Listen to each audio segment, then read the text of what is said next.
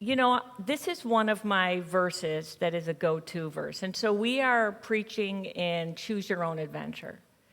And there are certain verses that I have that I've always wanted to preach on, but we've just never landed there. This is one of them. I actually was in a conversation with Pastor Bob once, and he talked about this verse, and I went, my Lord, there's something in there. And it just stood out to me. That it's been years. And recently I'm going back through Genesis, and I read this verse again, and I just went, this is what I want to preach on. And it's so simple, and it's so short, but we're going to go for it because I think it's also so profound. So let's turn, if you have a Bible. If not, you can look it up on your phone or just look up. We're going to start in Genesis 11, verse 27. This is the account of Terah. I saw the shadow. I thought somebody was coming behind me. I'm sorry. Terah became the father of Abram, Nahor, and Haran. And Haran became the father of Lot. While his father Terah was still alive, Haran died in Ur of the Chaldeans in the land of his birth. Abram and Nahor both married, and the name of Abram's wife was Sarai, and the name of Nahor's wife was Milcah. She was the daughter of Haran, the father of both Milcah and Iscah. Now Sarai was barren, and she had no children. Terah took his son Abram, his grandson Lot of Haran, and his daughter-in-law Sarai, the wife of his son Sarai, the wife of his son Abram, and together they set out from Ur of the Chaldeans to go to Canaan. But when they came to Haran, they settled there. Hold on to that. They set out from Ur of the Chaldeans to go to Canaan, but when they came to Haran, they settled there. Terah lived 205 years, and he died in Haran. One of the things I find fascinating about this is that this is Terah's life. 2 paragraphs. And within those 2 paragraphs is they were going to Canaan, but when they came to Haran, they settled. Hold on to that. Genesis 12. The Lord had said to Abram, leave your country and your people and your father's household and go to the land I will show you. I will make you into a great nation, and I will bless you, and I will make your name great, and you will be a blessing. I will bless those who bless you, and whoever curses you, I will curse. And all the peoples on earth will be blessed through you. So Abram left, as the Lord had told him, and Lot went with him. And Abram was 75 years old when he set out from Haran. He took his wife Sarai, his nephew Lot, all the possessions they had accumulated, and the people they had acquired in Haran. And they set out for the land of Canaan, and they arrived there. What is so interesting about this story is, why did Terah stop?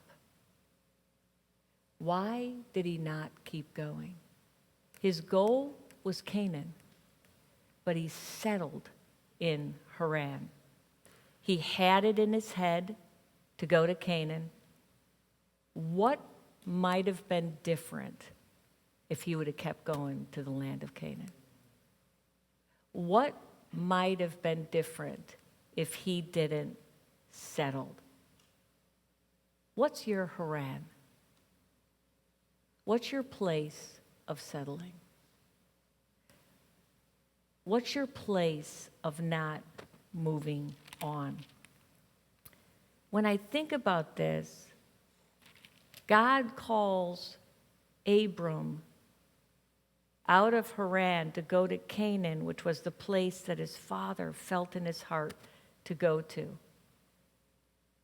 What areas in our life do we just settle? Do we get tired? Do we quit? Do we get complacent? Maybe we stop to recharge or to replenish. And then we kind of just get comfortable and we stop moving. And I'm not talking about big things. I'm talking about those little decisions that we also make. those things that we've held within our hearts that we just kind of move away from, we forget about. We just stop moving, and that keeps us from getting where we intended to go. What's your Haran? Where in your life have you settled? Where in your life have you just kind of stopped? So this morning for me is about helping us walk through the areas of our life and to kind of assess, where have I stopped moving? Where have I stopped moving forward? And I'm not talking about dreams. I'm not talking about promises. I'm not even talking about vision. Because the truth is that God oftentimes simply moves through the mundane. With Tara just felt to go to Canaan. Tara made that decision to go to Canaan, and then he just got comfortable. You know, there are times that we set up a tent with stakes and pegs in the ground. We were talking about this as elders, and Matt said this. And we're not supposed to put those pegs in the ground. We're supposed to keep moving. Where have we stopped moving? Where have you stopped moving in your life? Where have we been inspired and now it just falls flat? There's no more movement. I think about Proverbs 6:10. A little sleep, a little slumber, a little folding of the hands to rest, and poverty will come on you like a bandit, and scarcity like an armed person. Where have we just kind of slowed down?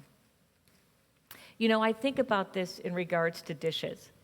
If you ever come to my house, you'll see that after we get done eating, pretty quick after we get done, and sometimes people are still eating, I get up from the table and immediately do the dishes. And I'll tell you why. Because if I don't, thank you, Brandon.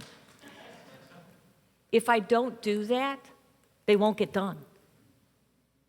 And then when I force myself, and it's a force because I hate dishes. Dishes are not fun.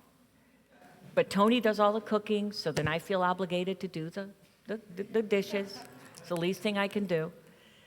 So I get up and I grab that first dish, and it feels like a giant anvil in my hand of 10,000 pounds as I pick it up and be like, I gotta put it in the dish. I don't like it, right? But I just get up and I begin to do it. Because if I didn't, dishes would be piled everywhere. That's what not settling looks like. And for me, that's what movement looks like. It's these little decisions we make that we go, I gotta keep moving. Even though this is hard, and even though this is something that is difficult for me to do, I'm gonna pick up that first dish and I'm gonna start to move. Where is your Haran? And you know, it's so interesting because to me, the whole imagery of the tabernacle in the desert, the whole imagery of the Old Testament is about movement. But what we do as Christians is we want to set up house. We want to build a building. And that's what the Israelites said. We don't like walking in the desert anymore, God. We want to build you a structure. And God said, I never asked you for a structure. But we build these structures. Where have you settled in Haran when God is inviting you to continue to move to Canaan? Where God is inviting you to keep putting one foot in front of the other and keep moving. So this is what I want to do. I want to hand out little cards. Do you have the cards? Okay. And I want us to look at different areas in our life. And this is what could you put the next slide up? These are just a few areas, but we could have stopped moving at personal development, taking care of our mental health, or location, maybe it is where we live, or physical, our health, our weight, our exercises, that we used to go to the gym or we used to walk and all of a sudden we stopped. Our career, hobbies that we used to love to do, but all of a sudden we just stopped one day.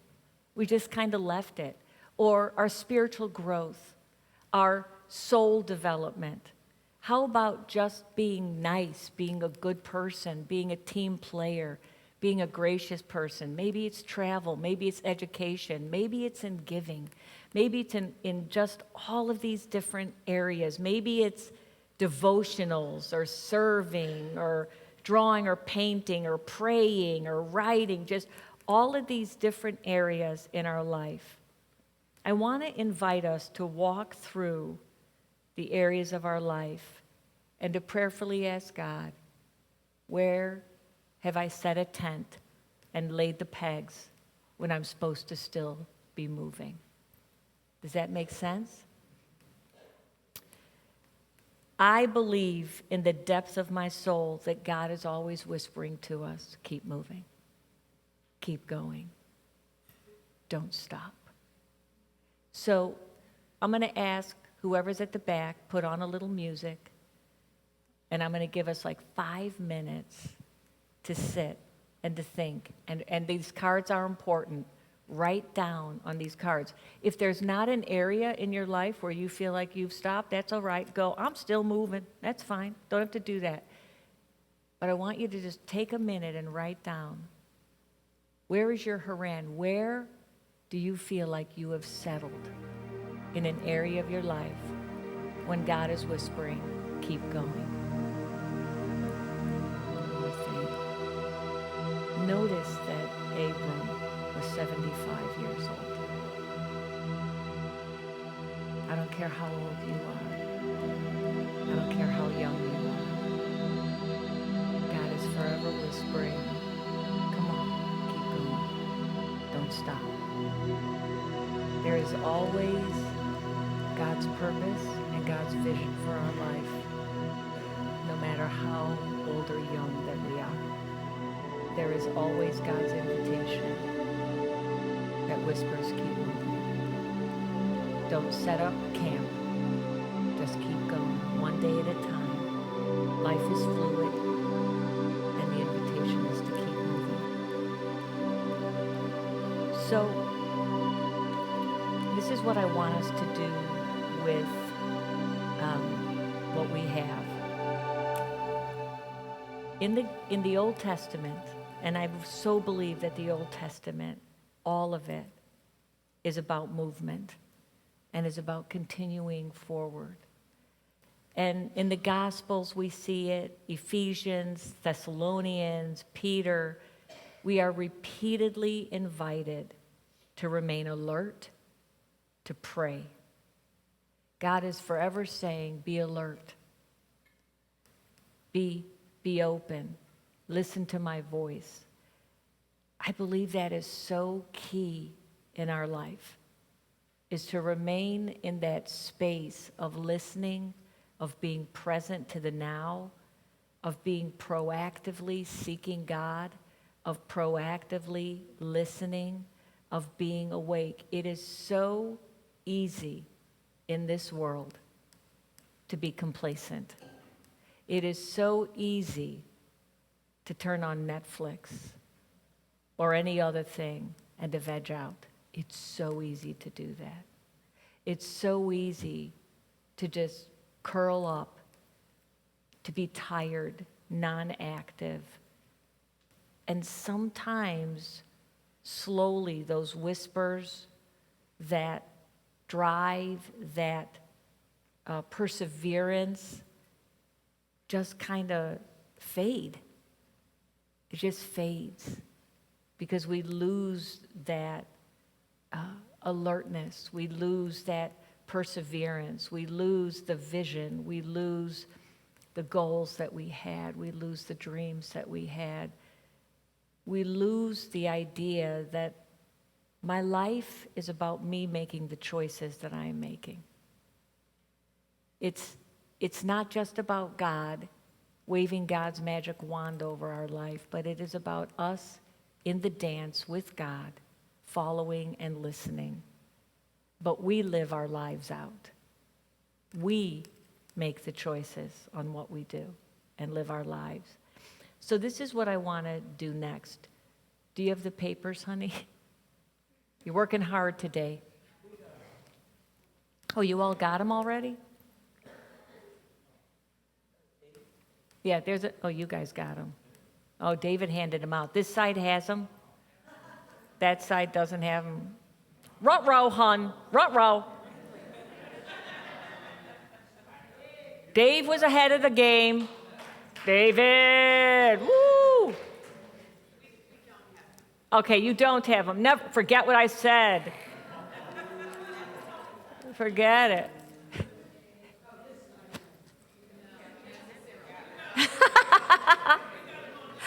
I love us. This is why I love us so much.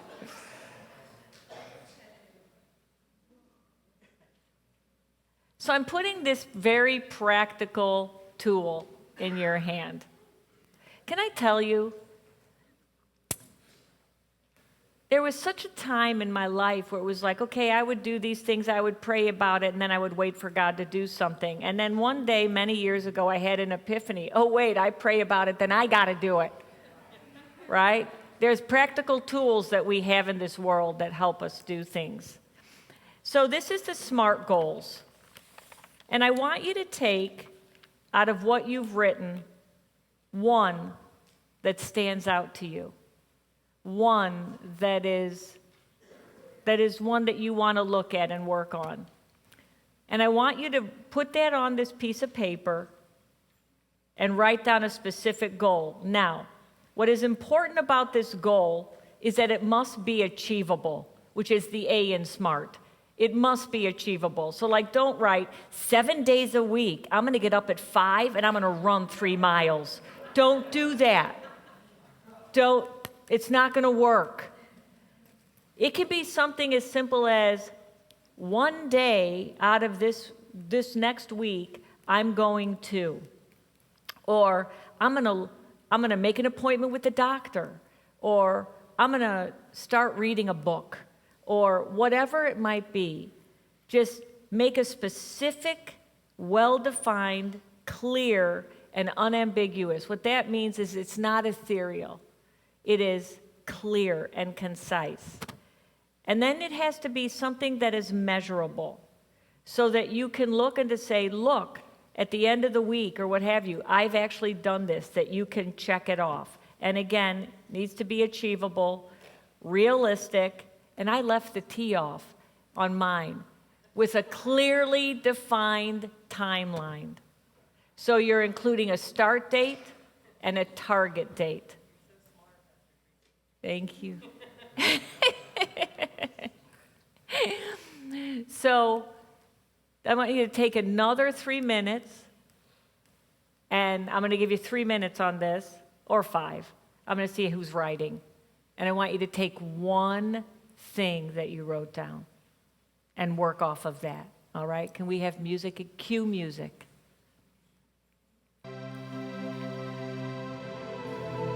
And then we're going to do something with this too. We're not done.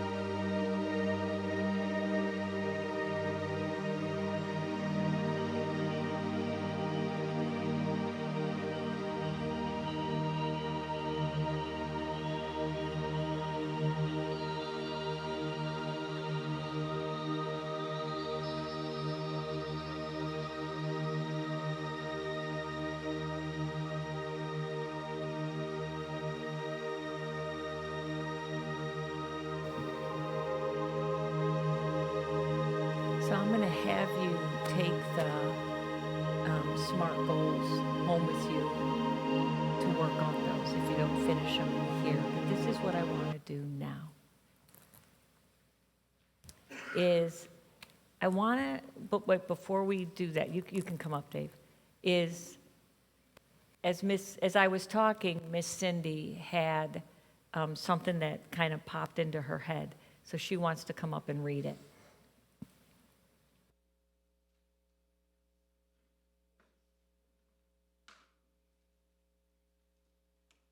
Good morning again. My mind wanders, and it's not always the spiritual things.